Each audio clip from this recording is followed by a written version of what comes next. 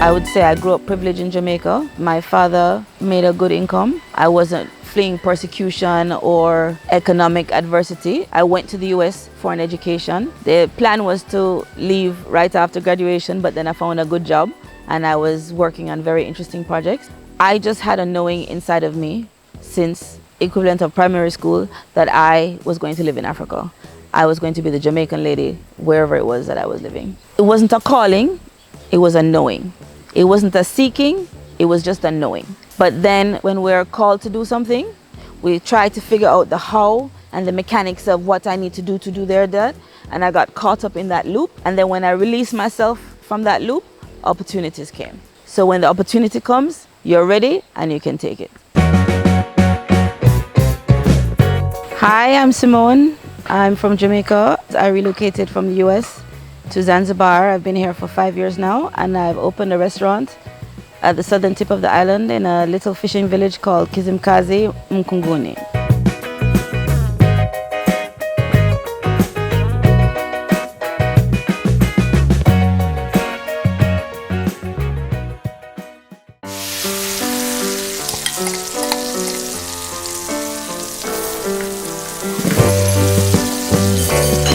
Welcome to Fahari Off the Grid, a sustainable Jamaican New-Fusion restaurant. Hi, I'm Simone. This is my permaculture sustainable restaurant.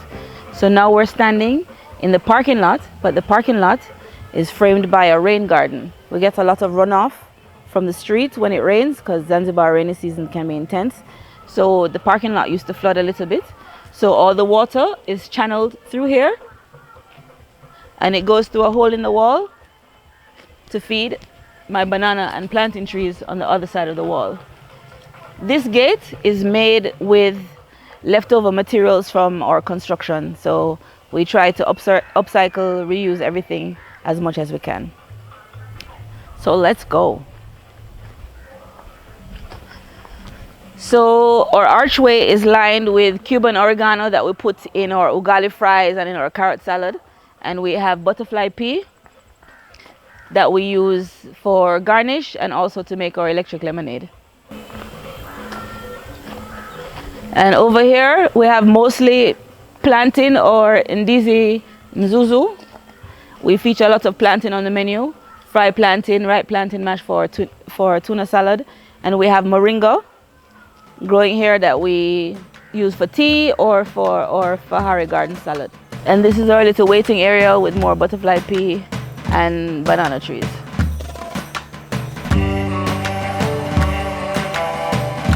First, I love to travel, and some of the places that I wanted to travel to, Africa and Asia, are kind of far. So that's one. Next thing, I was also an immigrant in the US, and there was a lot of rhetoric about anti-immigrants. This is back in 2010, 2012. And I said, okay, all right, I have skills that are transferable anywhere in the world, so let's see what the world has to offer. And that's how I ended up on the continent.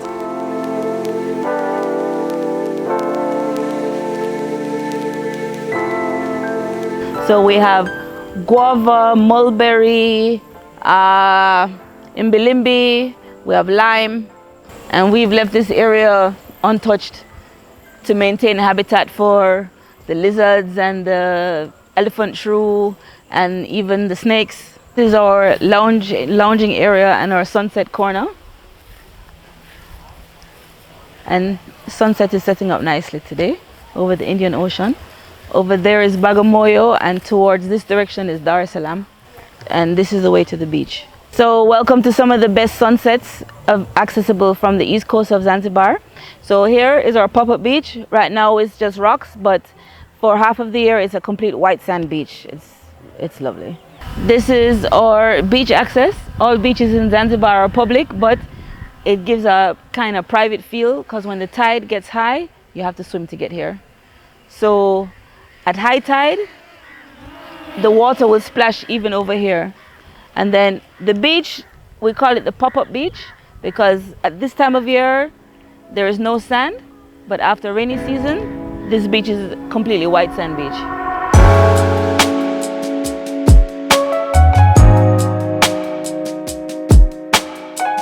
I grew into it after visiting here several times. We drove around the entire island for 2 weeks looking for land, early 2019. As we saw, it was beautiful, still undeveloped.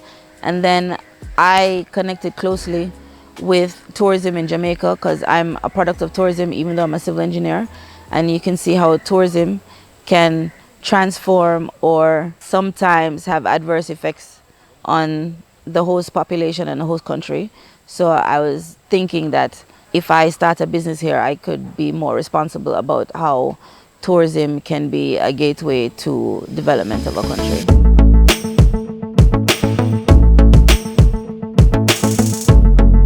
As you can see, the tables and chairs are upcycled from actual car tires. So we reuse, upcycle as much as we can. So in our dining area, we have 3 baobabs. 2 are huge, and there's a baby one over here. So the age, I'm not quite sure of the age, is between 200 and 2,000 years old. I've heard conflicting numbers, but we feature baobab in our menu. We use it in the salad dressing. We use it in our baobab and tamarind iced tea, and we have a baobab salted caramel tart. So baobab is used all over Africa as it's very nutritious. It's basically a superfood. So we play with it to present it in new ways. And we experiment a lot in our kitchen. Speaking of the kitchen, welcome to our kitchen. Our kitchen is a repurposed 20-foot shipping container. So all our food is prepared in the kitchen. This land was previously owned by an Italian couple who had bought from, I think, another Italian who had bought from a local lady. And it turns out the lady was a traditional healer. So in this spot, right here, between the baobab and the coconut trees, if you see the coconut trees coming out of the baobab, she had her, it's like a hut with some, like a stone wall and a zinc roof. So because Italians had owned the land previously, it was easy to get the land transfer, but a condition of the sale was to demolish the house, and that didn't go through. So by the time the land was transferred, the house wasn't removed, so we negotiated with our family to demolish the house because we didn't want to demolish it ourselves. So the foundation of our kitchen are the walls of her traditional house, because even after she died, people would still come and pray here, and I didn't want to interfere with local traditions. I know this is a predominantly Muslim nation, but I didn't want to interfere with that, so we negotiated with the family for that. As I said, the owners were European, so they had already gone through the formal process of registering the land and surveying the land. So when it was time for us to buy, all the paperwork was already on record. So we were able to register relatively easily in our names. So Zanzibar has a very booming real estate sector now. So over time, you've seen the cost of, especially rental, they have gone up. I don't live here in the village. I live in Jambiani, and a rent for like a 3-bedroom house is around $600 to $700 a month. They quote prices in USD. Food costs can be very low if you don't buy imported stuff. So if you stick to local produce, local rice, etc., your food costs are actually very reasonable. Electricity is not so bad, but we do have a lot of power cuts. The water is unreliable, so sometimes you have to get water that's trucked, so that can spike up the water costs. In terms of the business now, since we have a lease with the government, we don't have to pay a high rent. The lease is essentially the equivalent of what a land tax or a property tax would be somewhere in the West or in other areas. So that cost is low. We upcycle a lot of things, so that has brought our costs down. All my staff are local, and you know the economics of labor in Africa versus in Europe or the Americas, I guess they're beneficial to us, so that also help keep our costs down. But the main thing is that we focus on using local ingredients on our menus. So when you buy local, as I said before, personally and for the business, it keeps the cost down. We source our fish and seafood right here from the village. Wherever we can, we buy from farmers around Zanzibar, mostly Makunduchi, and other stuff we source from Tanzania. So that helps keep our costs down a lot.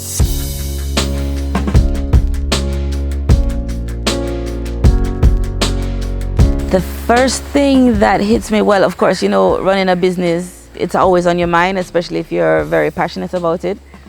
So normally when I wake up, the first thing I think about is what do I have to achieve, what do I have to accomplish for the day. But recently I have been just taking the time to have like a 10-minute introspection of how do I feel connected, do I feel grounded. The first thing in the US, you get up, you find something to eat, you have breakfast in your car on your way to work. So for the last 2 years when I was working in the US, I had to commute an hour, 45 minutes to an hour at 6 o'clock in the morning to get to a site, because the site opened at 8 o'clock. But if I left at 7 o'clock, it would take an hour and a half to get to site. So I'd have to leave my house at 6 o'clock in the morning, and there would be traffic on the highway at 6 o'clock in the morning. So luckily, I was able to move to the continent through my job. I left full-time employment around 2021, but I still consult for the same company. So that stream of income supported the business definitely for the first year and my personal living expenses. But now that the restaurant is more established, we're continuing on a trajectory whereby the restaurant sustains itself, but I still rely on my outside income to meet my expenses and any capital works, any expansions and upgrades that I'm doing here. As I said, my background is Jamaican, but a lot of our guests are Europeans coming from mostly Germany and France and Switzerland, and they're not familiar, and a bit from the UK, and they're not familiar with Jamaican ingredients. So I have to balance being true to Jamaican flavors while presenting the food in a way that's inviting or accessible to people who are not familiar with it. That's actually been fun to play with the food. Supply chains are not the greatest, so you have to work on building personal relationships with your suppliers. And I think that applies to any aspect of life on the continent.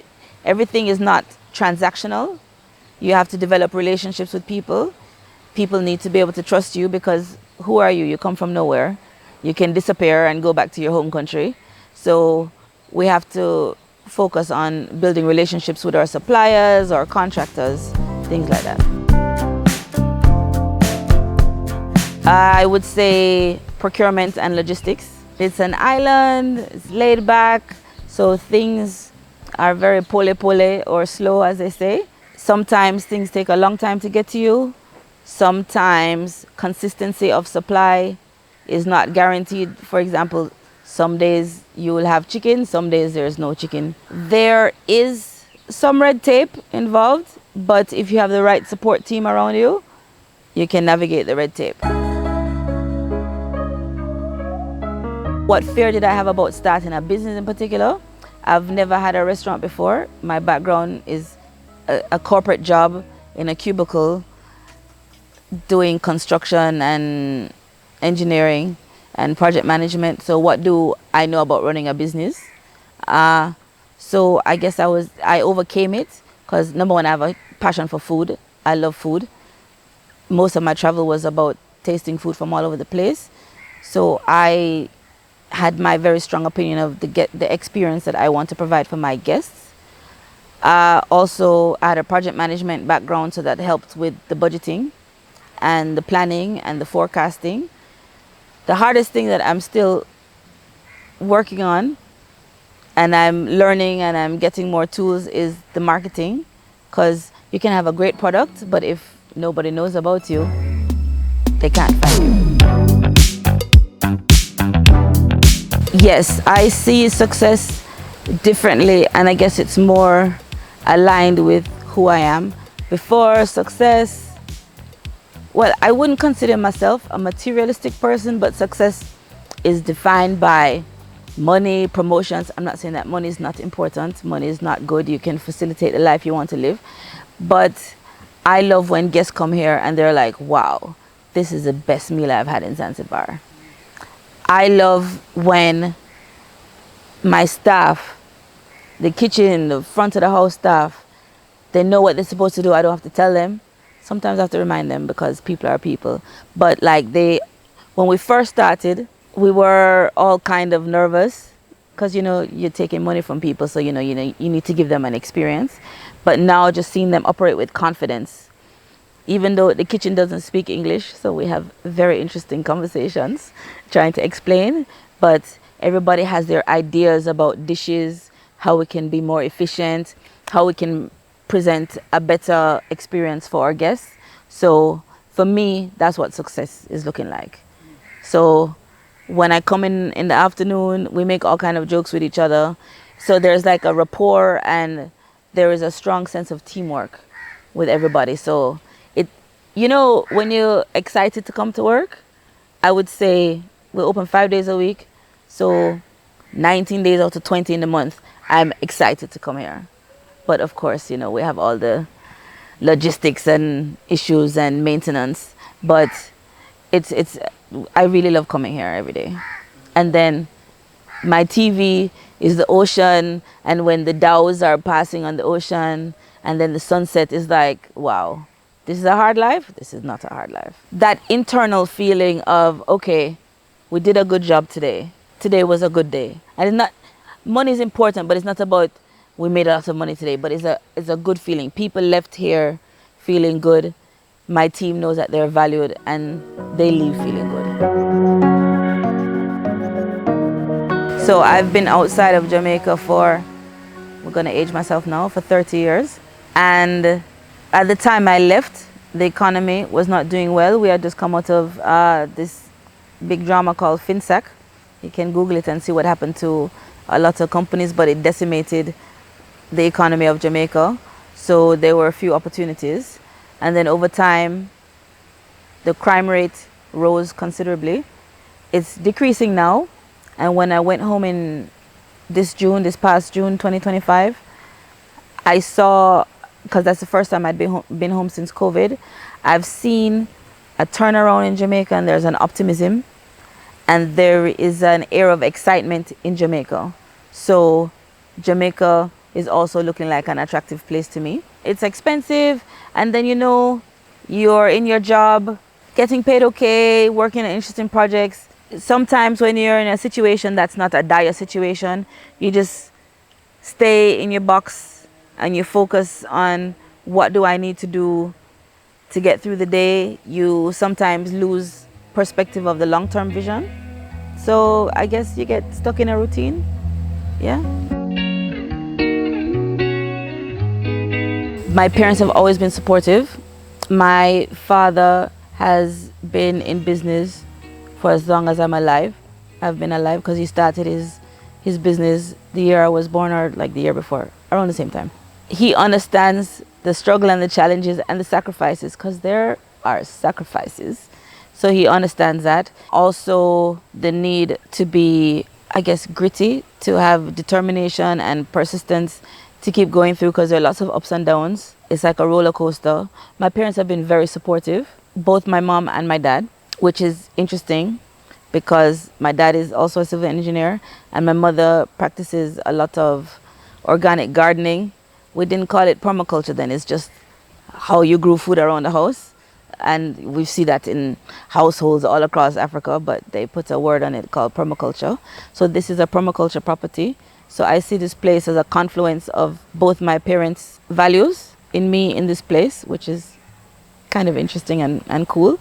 My friends, I would say they have been overwhelmingly supportive of what I'm doing, because everybody knows me as a foodie, especially when I was living in South Africa and when I was living in Lesotho and in the US. I'd have friends over for dinner. We'd have little dinner parties, and I would just cook for everybody and we would eat. So I think they see this as a weird detour, but a natural progression based on who I am. I love entertaining people. I love making people feel comfortable. So I think they see that in what I'm doing here, but I must say my friends and family have been overwhelmingly supportive. I've had a couple extended family members who thought I was crazy for leaving the US because, you know, as an immigrant, I don't want to disparage the country, but it's seen as like the ultimate pinnacle of success for you to have a good job in America. And there's nothing wrong with that, but it's not necessarily for everyone. So I got some pushback from extended family members who were like, you're crazy. Some of us, we fought so hard to stay here and you're just going to give it up. And I was like, well, I have skills. They're transferable everywhere. People need water everywhere. People need sanitation everywhere. So I'll make a plan. As long as people in the world use a toilet, I'll have a job. Here at Web Nation family, for years we've been sharing stories of diasporans who have relocated from the diaspora and currently living here on the continent of Africa. You guys have been enjoying the episode, saying in the comment section that you want this to be you one day. Why don't we just bring that time to now? We are inviting you to come on a trip with us to South Africa, November 2026. This is going to be an 11-day experience of we visiting cities like Cape Town, Johannesburg. We having experiences like going to the wine lands and actually experiencing South Africa, the people, the food. This is not just a vacation. This is a very well detailed experience that gives you the proper insight on people interested in relocating. The beautiful part about this is we've made it easy for you to come on this trip with us. By you just making the deposit, you get to pay the rest in installments. You have about 10 months to make an installment and get yourself on a trip with us to South Africa. Scan the QR code, secure a spot, and see you in South Africa. Now guys, let's get back into the video. As a Jamaican, there is this aura of Jamaica more than just Bob Marley and weed, which is what we're often associated with. I think because of the power of reggae music, people see us somehow as introspective, inspiring, philosophical. That's not always true, but so you have the stereotypes of Rasta, and I guess it doesn't help that I have locks. You have the stereotypes of Rasta and weed, and also of being philosophers, of being determined. So I think that has helped me navigate the continent. In Zanzibar specifically, there's an unofficial rule in Zanzibar that if you haven't lived here for 2 years, you don't really live here. And then now that I've been here for 5 years now, people are seeing, especially locals and residents, are seeing me more as settled, so not transient. But I must admit, doing business as a woman in Zanzibar is very challenging. But once you develop relationships with people, I guess they take you more seriously and see that, you know, because sometimes you have to be no nonsense, and they understand and even respect that about you. I had to relearn resilience and independence. Yes, no man is an island, but you can't move here or to another country expecting other people to save you. Nobody's going to save you. You have to be your own hero. And sometimes you have to be a hero to other people. But, you know, that's a slippery slope.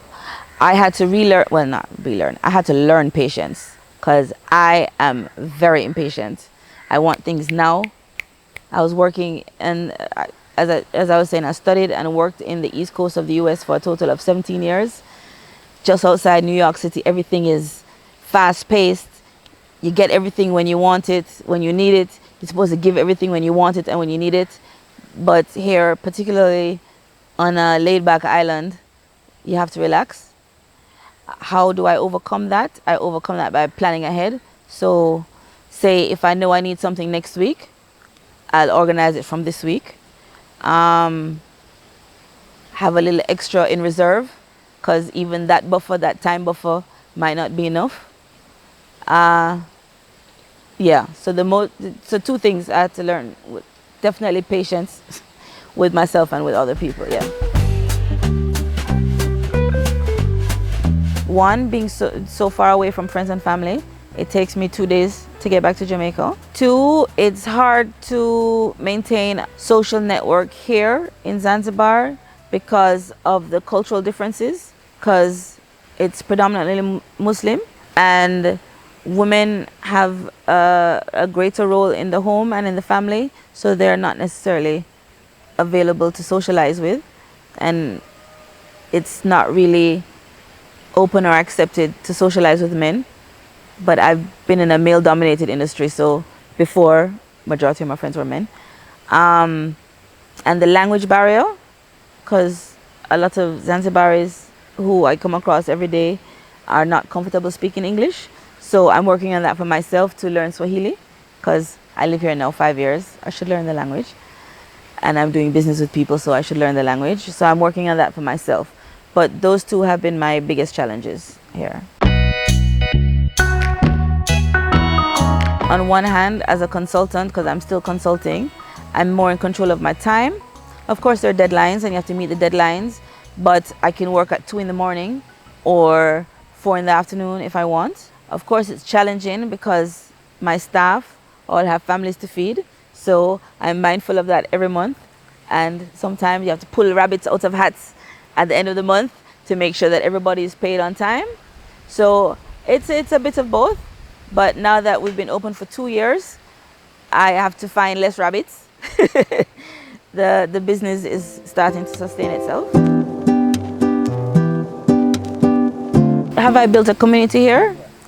Yes, but I am in a remote area on the island, so people who I'd socialize with are at least an hour drive away. So if I'm here every day, it's hard to get away, and then on my days off, you know, you rest or you do admin.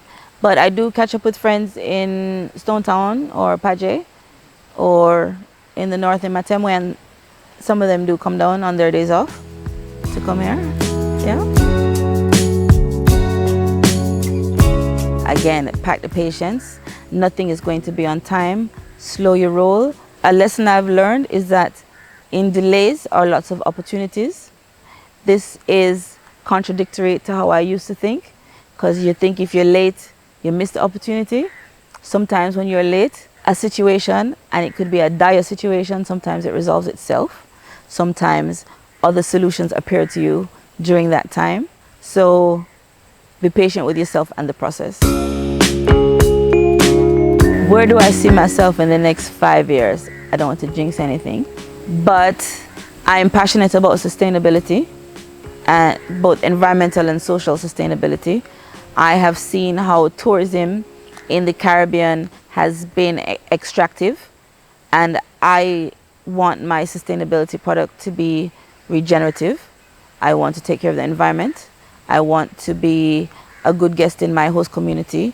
So I see myself with accommodation for guests and for residents, Zanzibar, other locations.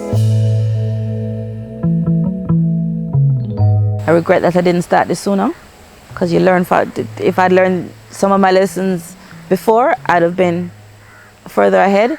I was here for 3 years before I started the business. I should have started sooner. But you know, the fear of will it work out? Guess what? If it don't work out, it doesn't work out and you move on to the next thing. Yeah? But with persistence, I think persistence and education and faith in whatever you believe in, I think you can overcome anything. What are some of the biggest money mistakes I've made? I would say the biggest one is not negotiating harder. Anytime anybody tells you a price, that is not the real price. The real price is usually about 30% of what they ask for. So negotiate hard, and if they don't meet you at your price, you find somebody else. I would say if you have something inside, a calling, telling you to do something, take some time to reflect on that. What is it that you want? Success will be different for every person. So you need to sit with that and say, what does success mean to me? Is it money? Is it achieving a goal? Is it creating something? I think we're all here to create, and we're to experience our creation. So once you have that goal in mind, don't necessarily focus on the how it's going to happen. Just keep walking the path. But at the same time, you have to manage that or balance that with being pragmatic. Do your research. Don't just jump onto something because you see it on YouTube. you have to do your own research because you're responsible for yourself. Nobody's coming to save you. And as somebody coming from, say, Europe, America, even the Caribbean, we do have a position of economic privilege here. So when you do come with the intention of contributing to your future or your host country. The continent has been extracted from for centuries. We are now in a position where more of us are educated, more of us have access to financial resources and expertise that we can come back, we can make money, and we can help build up our host communities. So let's do that.